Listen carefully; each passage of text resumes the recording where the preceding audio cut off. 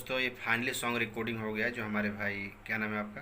विनोद विनोद बिहारी। विनोद बिहारी जी, जो कि बिहार से हैं। और ये सॉन्ग फाइनली वोकल का रिकॉर्डिंग हो चुका है, जो कि इसका भी म्यूजिक बाकी है, नया ट्रिक किया जाएगा। बहुत अच्छा गाए हैं, अब बहुत अच्छा सॉन्ग है।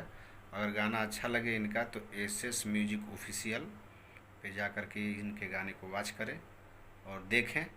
अच्छा लगेगा, उम्मीद है कि अच्छा ही लगेगा।